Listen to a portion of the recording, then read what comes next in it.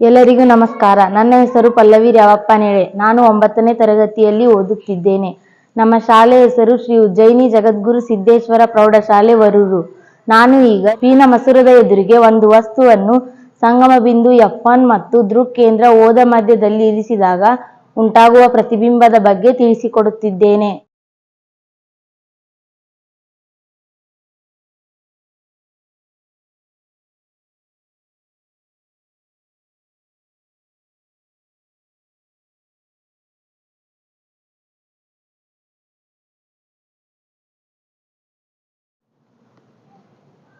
ವಸ್ತುವಿನಿಂದ ಹೊರಡುವ ಒಂದು ಬೆಳಕಿನ ಕಿರಣವು ಪ್ರಧಾನಾಕ್ಷಕ್ಕೆ ಸಮಾಂತರವಾಗಿ ಚಲಿಸಿ ಮಸೂರದಲ್ಲಿ ವಕ್ರೀಭವನ ಹೊಂದಿದ ನಂತರ ಇನ್ನೊಂದು ಬದಿಯ ಸಂಗಮ ಬಿಂದು F2 ಮೂಲಕ ಹಾಯ್ದು ಹೋಗುತ್ತದೆ.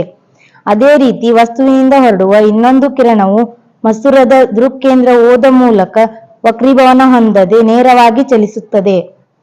ಇವೆರಡೂ ಕಿರಣಗಳು ಮುಂದಕ್ಕೆ ಚಲಿಸುತ್ತಾ ಹೋದಂತೆ ಅವುಗಳ ನಡುವಿನ ಅಂತರವು ಹೆಚ್ಚುತ್ತಾ ಹೋಗುತ್ತದೆ. ಅಂದರೆ ಇವೆರಡೂ ಕಿರಣಗಳು ಛೇದಿಸಲು ಸಾಧ್ಯವಿಲ್ಲ ಮತ್ತು ಪ್ರತಿಬಿಂಬ ಉಂಟಾಗಲು ಸಾಧ್ಯವಿಲ್ಲ.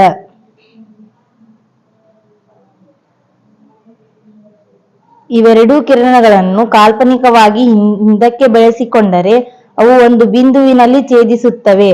ಅಂದರೆ ಪ್ರತಿಬಿಂಬವು ಇಲ್ಲಿಯೇ ಉಂಟಾಗಿರುತ್ತದೆ. ಇನ್ನು ಈ ಪ್ರತಿಬಿಂಬದ ಲಕ್ಷಣವೆಂದರೆ, ಒಂದನೆಯದಾಗಿ ಸ್ಥಾನ, ವಸ್ತು ಇರುವ ಕಡೆ ವಸ್ತುವಿನ ಹಿಂಭಾಗದಲ್ಲಿ. ಎರಡನೆಯದಾಗಿ ಗಾತ್ರ, ವಸ್ತುವಿಗಿಂತಲೂ ದೊಡ್ಡದು ಅಂದರೆ ವರ್ಧಿಸಿದ. ಮೂರನೆಯದಾಗಿ ಸ್ವಭಾವ, ತಲೆ ಮೇಲಾಗಿದ್ದು ಇದು ಮಿಥ್ಯ ಪ್ರತಿಬಿಂಬವಾಗಿರುತ್ತದೆ. ಅಂದರೆ ಈ ಪ್ರತಿಬಿಂಬವನ್ನು ಪರದೆಯ ಮೇಲೆ ಸೆರೆ ಹಿಡಿಯಲು ಸಾಧ್ಯವಿಲ್ಲ. ಧನ್ಯವಾದಗಳು.